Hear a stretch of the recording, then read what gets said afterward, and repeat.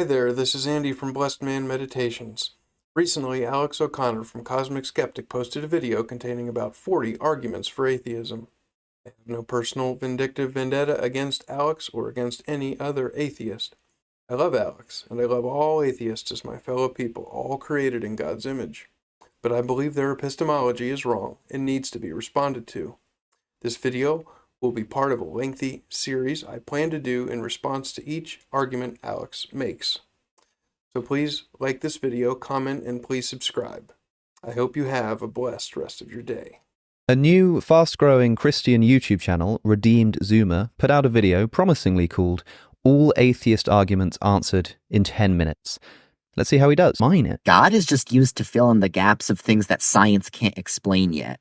Well, actually, God is the reason for everything, even things that science can explain. It's not one or the other. It's not like everything's explained by either science or God, and the more science can explain, the less God can explain. Really, science can explain almost everything, but God is still behind it all, because science explains the how, and God explains the why. I agree that this is how a theist should respond to the God of the Gaps objection. Even if something is explained by science, the whole scientific enterprise as a whole and the existence of scientific laws at all might still rely on a divine cause. But historically speaking, people have used God in this way and said that there are things that cannot be explained by science and used this as evidence for God's existence. Still, I think we're in agreement here that scientific explanations and divine agency can coexist peacefully. If God... Blessed Man Meditations is where we defend the faith that's been once for all delivered to the saints. In this episode on Blessed Man Meditations, we continue going through Alex O'Connor's video, Every Argument for Atheism. And this time we make a response to the God of the Gaps portion of Alex's video, where we answer the question, is the Christian God a God of the gaps? In the video by Redeemed Zoomer, the atheist says God is just used to fill in the gaps that science can't yet explain. In the Redeemed Zoomer video, the Christian responds to the atheist in the video by saying that God is the reason for everything, even if science can explain it. It's not one or the other. Even though science can explain almost everything, God's still behind it all. The Christian says science explains the how while God explains the why. So let's look up a definition for God of the Gaps. If you put it in Google, the AI overview says that the God of the Gaps refers to a way of arguing where gaps in scientific knowledge are used as evidence for God's existence. It suggests that when science can't explain something, God is invoked as the explanation. This is often criticized as a logical fallacy because it assumes that the lack of a natural explanation implies a divine explanation. And then, for a more detailed explanation, the origin of the God of the Gaps moniker emerged in the 19th century as a way to frame arguments about God's existence. It suggests that as science progresses, the gaps where God is invoked become smaller and that the concept of God as a filler for scientific ignorance may be outdated. Completely eradicated, they think. Critics argue that the God of the Gaps is a logical fallacy because it relies on a lack of evidence for a natural explanation to support a belief in God. They argue that science may eventually provide explanations for what's currently unknown, making the need for a divine explanation unnecessary. For an alternative perspective, some argue that a more nuanced approach is needed, where science and faith can coexist without either being seen as a replacement for the other. They argue that God can be the source of meaning and purpose, even in a world where science offers many explanations. For examples, in the past, lightning, eclipses, and other unexplained phenomena were often attributed to divine intervention. As science has advanced, these gaps have been filled with natural explanations, reducing the role of God in those specific areas. So that's the definition. Alex responds to the Redeemed Zoomer video and agrees that this is how a theist should respond to the God of the Gaps objection. Alex says that even if something is explained by science, the whole scientific enterprise as a whole and the existence of scientific laws at all might still rely on a divine cause. Alex says, historically speaking, people have used God in this way and said that there are things that cannot be explained by science and use this as evidence for God's existence. Alex agrees that scientific explanations and divine agency can peacefully coexist. love how balanced Alex's response was. Once again, Alex gives a beautiful response that both atheists and theists alike should be able to live with. It is precisely because science knows less than it does know that the scientific enterprise requires faith as belief in God requires faith. Both the scientific enterprise and belief in God require faith. And now I'm going to play multiple reputable theists who have responded capably to this objection. The theists we're going to hear from today are Christian theists, Jonathan Sarfati, John Lennox, William Lane Craig, Frank Turek, J. Warner Wallace, Stephen Meyer, and Meyer's the last one. First, Sarfati. What assumptions are needed for science to work? Well, I mean, science requires a lot of different assumptions. I mean, for instance, you have to have objective reality. But there are some philosophies around that deny objective reality. Some of the New Age ideas thinks that the universe is one big illusion. Your postmodernism at a lot of universities denies objective truth. But you have to have a universe where, I mean, the law of gravity works whether you believe it exists or not. You're going to fall off a cliff regardless of what your own beliefs are. So objective reality, but also an orderly universe. For instance, water boils at 100 degrees. Well, this country boiled at 212. It's very strange. But the point is it's not going to boil at 312 tomorrow. We have a regular, repeatable universe. But the thing is, what philosophy leads to that? Only the Christian idea of a divine lawmaker who's a God of order, not the author of confusion, is faithful to keep his promises. That's why we should expect an orderly universe. But imagine if the Greek gods of Zeus and his gang were in charge. Well, every god has his own domain. The gods are capricious. They could change their rules at any moment. Or if the universe is one big thought, that thought could change its mind at any moment. And also atheism. How do you go from there is no God to the universe is orderly? You can't get that from atheism. You have to get it from somewhere else. It's not provided by atheism, but only the Christian worldview provides an orderly universe. And another major point is that God gave us dominion over creation. And that means that to have proper dominion, you have to find out how it works. How does God regularly uphold his creation by what we would call natural laws? Okay. And also God was free to create how he pleased. So if he hasn't said something in the Bible about what he did, we have to find out how he did.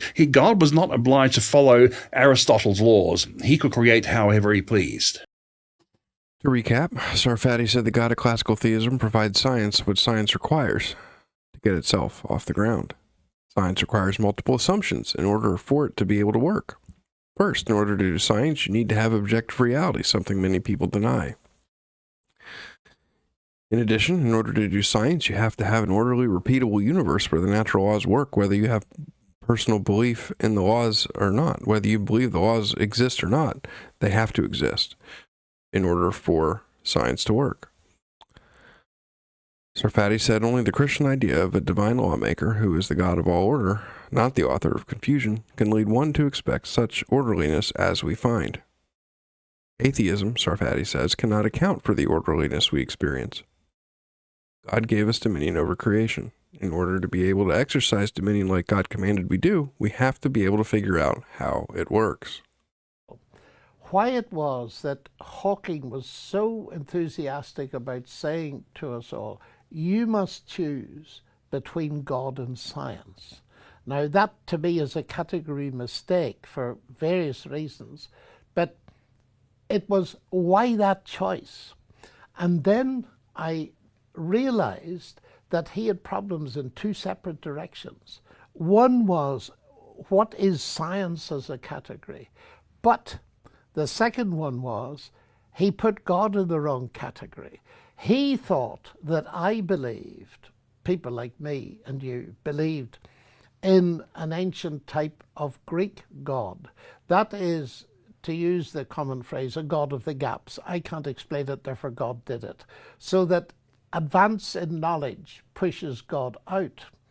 God is a God of the gaps. And suddenly it dawned on me, and it should have dawned on me years ago, that if you define God as a God of the gaps, then of course you have to choose between God and science because of your definition of God.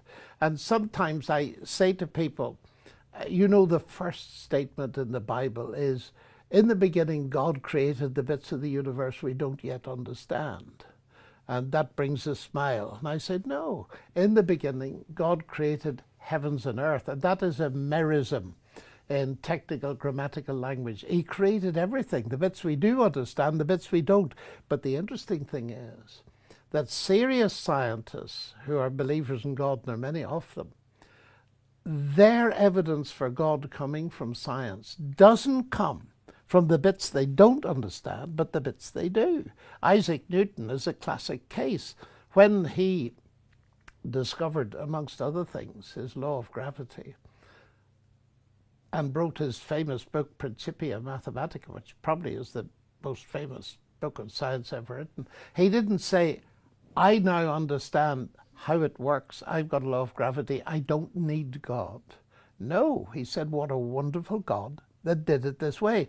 And he dedicated this book, hoping that people would read it and come to believe in a deity. So that's such a serious category mistake. Lennox's response to the God of the Gaps objection goes as follows. Lennox said the God of the Bible is not the same as other gods of antiquity. Instead of advances in knowledge leading to pushing God out, Lennox said advances in knowledge can and should lead to more faith in God. Lennox said God created everything, the parts we do understand and the parts we don't understand. We can use the understanding that we do have to gain knowledge about what we don't understand as well. And we are only able to acquire this knowledge through the pursuit of scientific disciplines because there is a creator who created a predictable universe governed by predictable natural laws. The creator created a universe that has predictable natural laws that enable us to be able to even do science. Serious scientists who are also theists get their theism from what they do understand. The more the scientist Isaac Newton learned about how the world worked, the more Newton worshipped God and realized how essential God is to everything. As Newton learned more about how the world worked, that did not make Newton give God less credit. It made Newton give God more credit. First of all, I think it's very important to understand that the basis for belief in creation out of nothing is not science. It is the Bible. The Bible teaches creatio ex nihilo, and for millennia, Jews and Christians have believed this doctrine wholly apart from modern science. It wasn't until roughly 100 years ago that we had scientific evidence for the beginning of the universe. So the basis for the belief in creation out of nothing is biblical teaching, not science. The question for the Bible believer then is this biblical teaching at odds with the deliverances of modern science, or is it in accord with the deliverances of modern science? And here it's indisputable, I think, that the doctrine of creation out of nothing is certainly in accord with modern science. Whether or not it's proved by modern science is irrelevant. The Jew or Christian who comes to the table with his biblical theism firmly in hand is adopting a position concerning the origin of the universe that is right at the center of contemporary cosmogony and astrophysics. There is no discord between the belief in creatio ex nihilo and contemporary science, even if one doesn't regard modern science as a positive proof of creatio ex nihilo.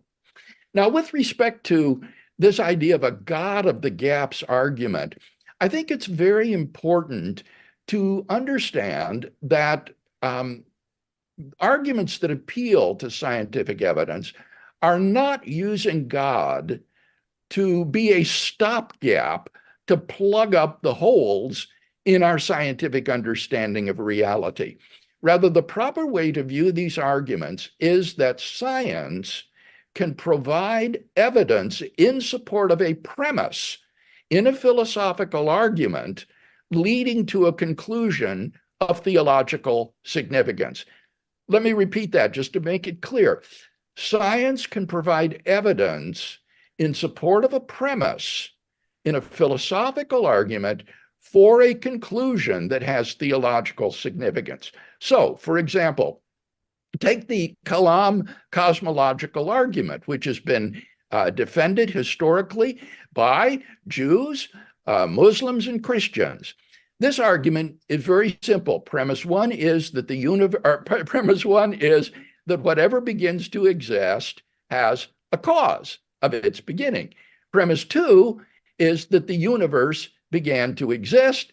And then three, the conclusion is therefore the universe has a cause of its beginning. And you can then do a conceptual analysis of what it is to be a cause of the universe, and a number of theologically striking properties can be recovered from such an analysis.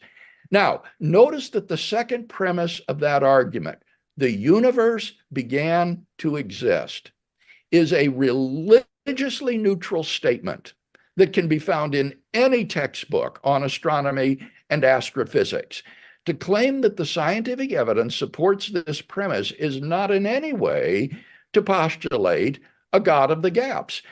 This is a theologically neutral premise, which has, I think, really compelling scientific evidence in its support. So someone who uses the scientific evidence in support of a premise in an argument for a theological conclusion is not postulating God of the gaps reasoning, that is to say, using God to stop up the gaps in our scientific knowledge. This argument is based on what we do know about the universe.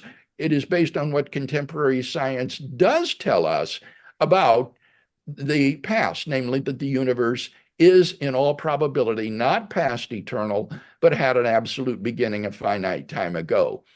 Now, you spoke of a kind of science of the gaps that is often used by naturalists in response to arguments of this sort.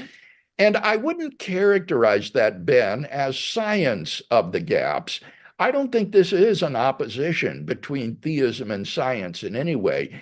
Rather, I would characterize it as a naturalism of the gaps. Naturalism is the view that there are no supernatural entities, particularly there is no God, that all that exists is just space-time and its contents. And I think it is a kind of naturalism of the gaps that motivates a lot of these desperate attempts to avoid where the evidence points. And here I think that's evident in that there would be no reason to resist where the evidence is pointing, for example, the beginning of the universe, if it were not for the fact that these naturalists see where that's leading, leads to an unacceptable conclusion, and therefore they have a kind of naturalism of the gaps that whatever caused the universe or whatever the evidence is, somehow the universe is not past eternal, despite the fact that all the evidence points in that direction. And so I would ask them, apart from the presupposition of naturalism, which is to beg the question, why resist where the evidence points? Why not accept where the evidence points, which is that the universe is not past eternal, but had a beginning? Now, in terms of the arguments for theism that one might present, I've presented multiple arguments for theism, only some of which appeal to scientific evidence in support of some of its premises. Let me just list some of these arguments for you.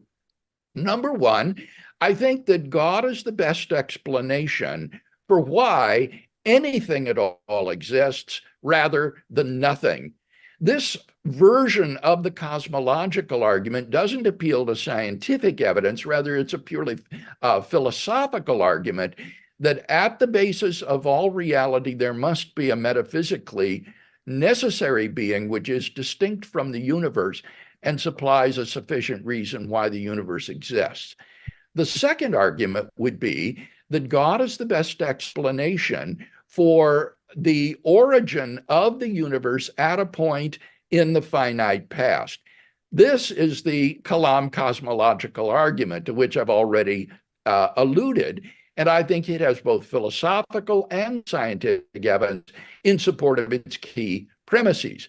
The third argument would be the argument from the uncanny applicability of mathematics to physical phenomena. Why is it that the physical phenomena of this world are describable by elegant mathematical equations that are incomprehensible in their accuracy and so valuable in their utility? This argument from the applicability of mathematics has been defended in our day by the Jewish philosopher Mark Steiner in his book, The Applicability of Mathematics as a Philosophical Problem. Fourth would be that God is the best explanation for the fine-tuning of the universe for embodied conscious agents like ourselves. The fine-tuning of the universe refers to the fundamental constants and quantities that were simply given in the Big Bang itself that show that the universe is fine-tuned to an exquisite precision for the existence of embodied conscious agents like us against all probability given naturalism. The fifth argument would be that God is the best explanation for the objectivity of moral values and moral duties in the world. Again, this is not a scientific argument, it's a philosophical argument that appeals to our moral experience. We sense that certain things are really right and really wrong, really good and really evil. And the best explanation for the objectivity of the moral values and duties that we grasp are that these are grounded in God, who is the paradigm of moral goodness and whose commands constitute for us our moral obligations. The sixth argument would be that the very possibility of God's existence entails that God exists. This is the famous ontological argument of St. Anselm, and I'm persuaded that a sound and plausible version of the ontological argument can be formulated such that the atheist has to deny not merely that God exists, he has to deny that it's even possible that God exists. So long as God's existence is even possible, the argument shows that that entails that God exists. And then finally, I think that God can be personally known and experienced. This isn't really an argument for God's existence, but it's the claim that wholly apart from arguments, you can know that God exists by having a personal relationship with God. And so for all of these reasons, I think that we have a powerful cumulative case for believing that God exists.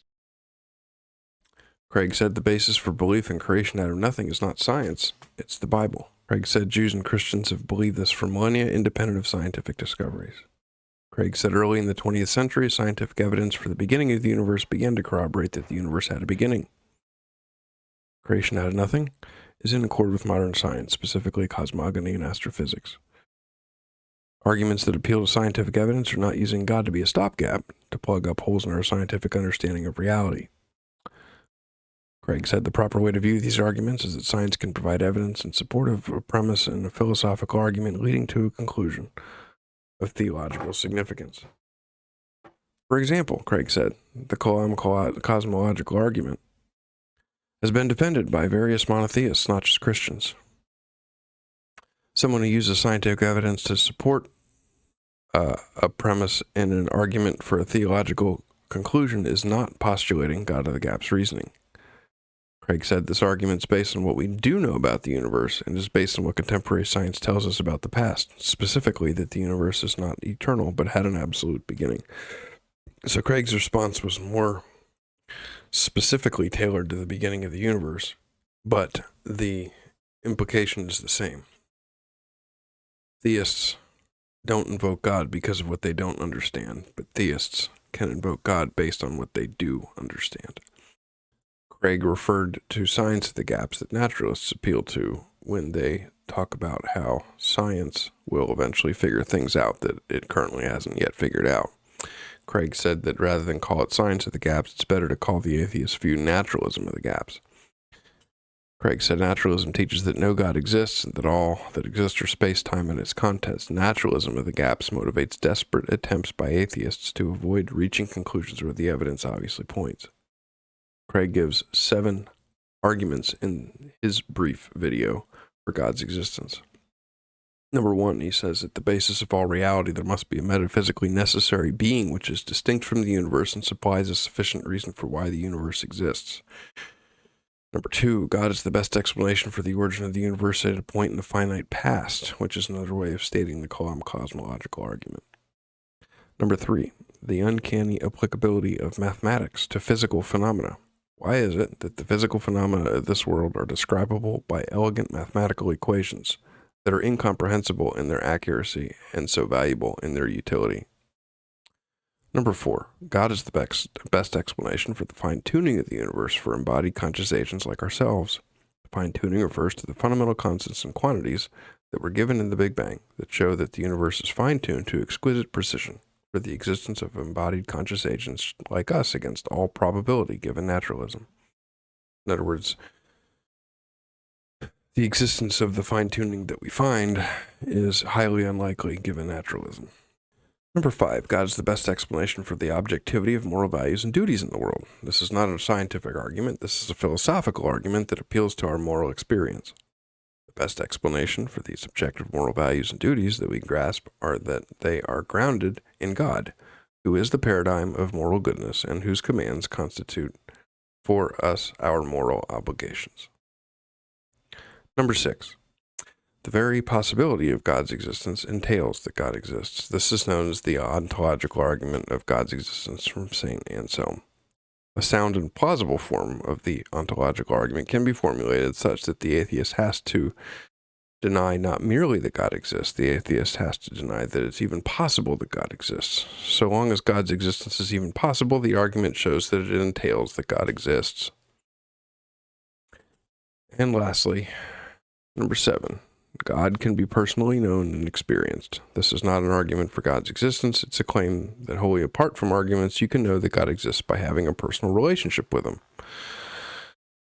For these reasons, we have a powerful cumulative case for believing that God exists. That's the William Lane Craig portion.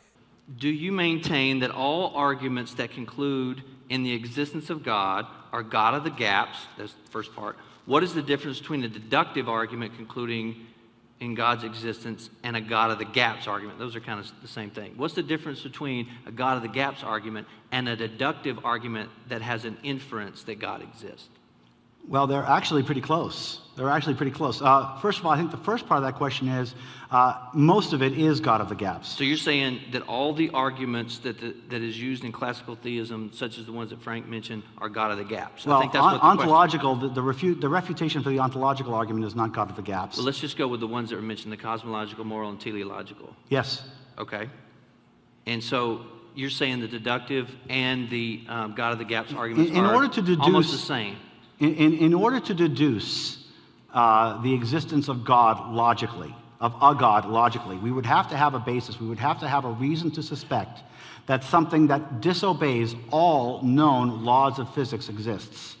Now, we don't have any evidence of anything that disobeys any of the laws of physics that supposed God has.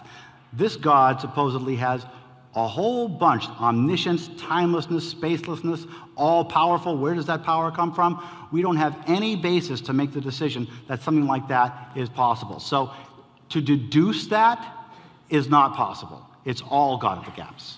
Okay. Hang on. Follow up. First of all, the argument, say the cosmological argument is it is a deductive argument. The argument says whatever begins to exist has a cause. The universe began to exist, therefore the universe had a cause. Now you need to challenge one of the first two premises to refute that argument. By the way, that is a religiously neutral argument. It simply says whatever begins to exist has a cause. The universe began to exist, therefore the universe has a cause. Then we take our reasoning and our philosophical ability to say, okay, if the universe had a cause, what would be the attributes of this cause. We're reasoning from effect to cause. But if those two premises are true, that argument logically and necessarily follows. No, it does not. It does not follow because you're positing a being that breaks all known laws of physics. You're going back to where we don't know, and you're saying, I don't know, therefore God did it. That's what the God of the gaps argument is. David, you don't understand the difference between a deductive argument and the implications of the argument. Oh, okay? Please enlighten me. The deductive argument is what I just said, those two premises and a conclusion, okay? Now, the implications of the argument is where we go to try and figure out, okay, what caused the universe? And if space, matter, and time had a beginning, which is what all the evidence shows at this point, in fact, Valenkin just did a paper... But there is no evidence at all that space, matter, and time had a beginning that was caused by a conscious entity. You are imposing that. It becomes, you said it was a religiously neutral argument, yes. And you're right, until you say, I don't know, therefore God did it. Frank, there is nobody on the planet that knows what happened before the Big Bang. Okay, you don't know, I don't know. Hold on. Nobody. Why aren't you an agnostic? Why aren't I an agnostic? Yeah, you say nobody knows. Are you changing the subject right now? No. You said, I don't know. Why aren't you an agnostic? Is there no organization that says AmericanAgnostics.org or what? Agnosticism is a form of atheism. Oh, And knowledge is a relative term. And as I said in my slides, one of the tricks that theism uses is to assume that in order for you to say no, that you have to have complete knowledge. It's a word trick. No, I agree with you. You don't. All right, we gotta go. You don't have to have complete knowledge. I agree with you. But that deductive argument is religiously neutral. What you do with the implications is a religious argument. No, it is a philosophical argument that it if is a space, matter, and time had a beginning. Okay. It has religious implications, but it's not a religious argument. In one of his debates, Frank Turek responded to this objection. Turek's response was brief, succinct, but good. He said, the theist can take what we know from science and use our reasoning to reason from effect to cause. If the universe began to exist and the universe has a cause behind its existence, it logically and necessarily follows that God exists. The cosmological argument is a religiously neutral argument that contains religious implications. We fill in the answers here with these explanations don't work, these ones don't, these don't, and so you've put God in the gap there. Right. Mm-hmm. So several were bringing up that this sounds like a God from the gap argument. Okay, so let me go back to this for a second. I very much understand and appreciate that. Before I run out of power, this always happens to me. Let me just plug this back in. So let's take a look at our cumulative case, just to see what this looks like for a second. So here's our I think I've got it up there. Okay, good. Yeah, cool. Yeah. All right, so what we're looking is, all of us have a burden to explain these 8 things. All of us do. We do. It's not just me. It used to be, well, you're proposing that there's a God that I can't see, therefore the burden's on you to explain something that I don't see. If you're positing there's some, fairy God out there, great, but that's burden's on you to prove it. That's not how this works at crime scenes. At crime scenes, we get there and I say, okay, look, I see all this evidence. I think the husband did this. And my partner says, you're crazy. Her sister did this. Really? Okay, well, I'm going to give you the 5 reasons, the burden that I feel I bear to demonstrate that the husband did this. But you have an equal burden because you think those same pieces of evidence point to the sister. Okay, great. You have that burden. Each of us has a burden to explain why we think our cause can account for the evidence. So I'm not the only one who carries a burden here. I have a burden. I think that a spaceless, timeless, all-powerful, immaterial, personal first cause can explain this. By the way, most of my friends who are atheists, we don't disagree on much. We all believe we're looking for a timeless, immaterial, non-temporal first cause. The only question is it personal or impersonal? That's it. Is it some law that is impersonal that causes all this to come into being? Or is there I think that the burden then is, if you think you can get this with space, time, and matter, show me. No problem. Oh, you've got like 2 theories that don't work, but you still think it's just space, time, and matter and physics? Science of the gaps. Works both ways. Your explanation's not working, but you still want to run with it. Okay, I get it. You just think, hey, I've got this is what they typically will say too, by the way. This is not uncommon. I get it, Jim. We can't explain how life in the universe began, but we will eventually. How is that any different than I can't explain it, but I'll ask God later? It's the same exact approach. No, I looked at your explanations for this. They stink. Okay? But if you're committed that it has to be without a divine intervention, that's just science of the gaps. It's that you refuse to go to anything. Look, this, I think, points to personhood.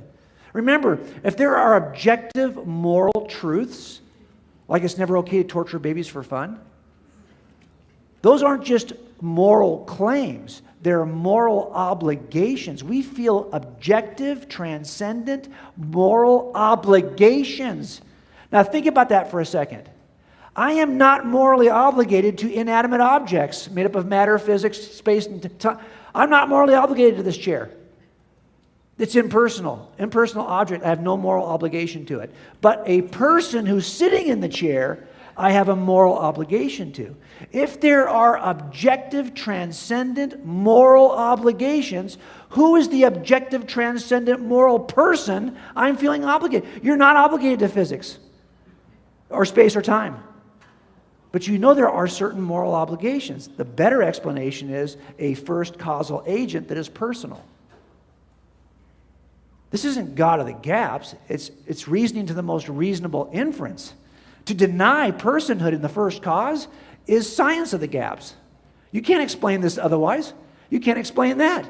You realize that at least Sam Harris is an honest atheist. He says, yeah, you don't have free will. It's an illusion. Do you guys think that your free will is an illusion? If so, you're not really thinking right now, because you can't have rationality without freedom. You've got to consider two options and freely choose which one you think makes more sense. But if you can't freely choose the options, you're just destined to believe me or destined not to believe me. It was predetermined. You don't believe that. Sam Harris does believe that. Then why write a book, Sam? You trying to convince me? What's the point of that? I can't be convinced. I can't be changed. I can't change my mind. I either agree with you or I don't. See my problem? So I would say, no, it's not that it's a God of the gaps to infer this. The same burden is on the other person. Then it's just science of the gaps if you don't. What it really comes down to is this the best explanation, best inference from evidence? Then J. Warner Wallace, former atheist turned Christian. Wallace said all of us have a burden to explain the beginning of the universe, the fine-tuning of the universe, the origin of life in the universe, the appearance of design in the universe, the existence of consciousness, the existence of free will, the existence of transcendent moral truths, and the presence of evil and injustice. Theists and atheists, Wallace says, both have the same evidence available to them. Theists and atheists, Wallace says, arrive at different conclusions for what is the best explanation for the available evidence. Theists argue that a spaceless, timeless, immaterial, powerful first cause is the best explanation for the above available evidence. So do atheists. The difference between atheists and theists is that atheists argue that the cause is impersonal, while theists argue that the cause is personal. Many atheists appeal to science of the gaps. It's essentially no different to say that science will eventually explain things we do not yet understand than it is to say that God will eventually explain the things we do not yet understand. If there are objective, transcendent moral obligations toward persons, those moral obligations must come from a causal, personal being. Rather than the God of the gaps, it is reasoning to the most reasonable inference. To deny personhood as the first cause is science of the gaps. Sam Harris speaks a lot about rationality and denies free will. You can't be rational without free will.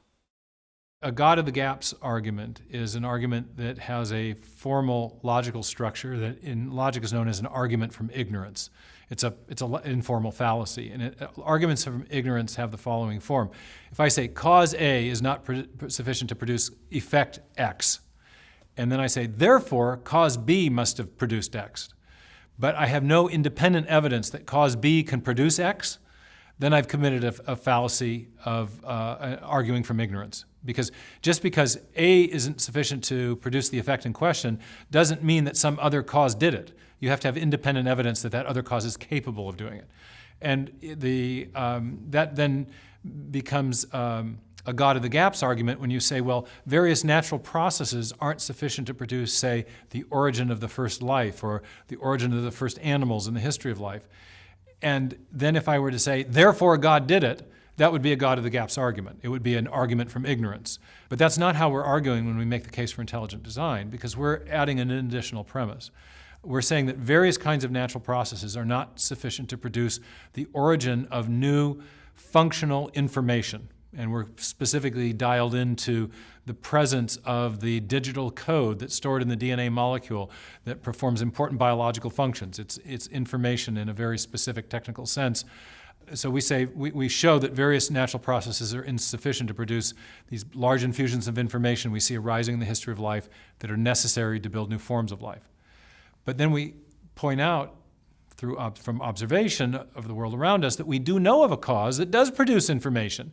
We have independent evidence that intelligent agency, that mind, that creative intelligence can generate information. You and I are doing it right now as we're talking. We're trading notes, trading information. So information is, in our experience, a mind product. We have independent experience that minds produce information.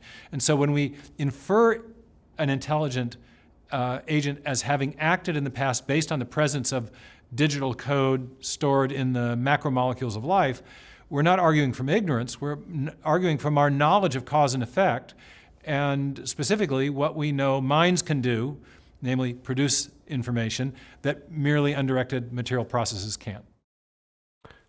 Next, Stephen Meyer.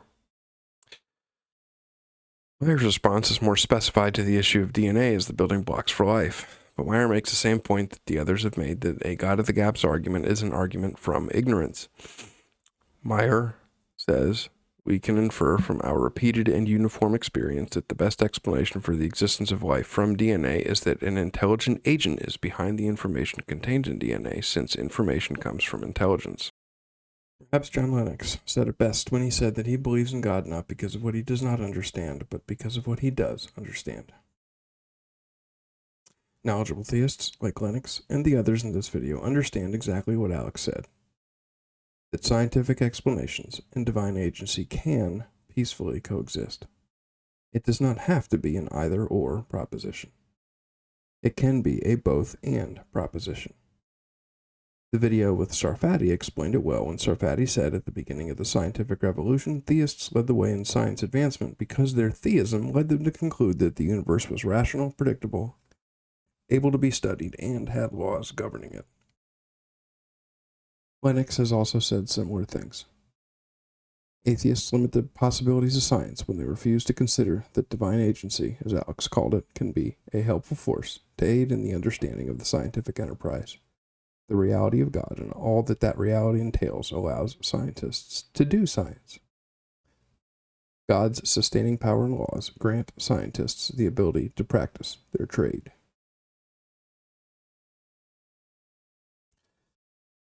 That's all for this one. Thank you for watching. Please like, comment, and subscribe, and have a blessed rest of your day. I see the evidence.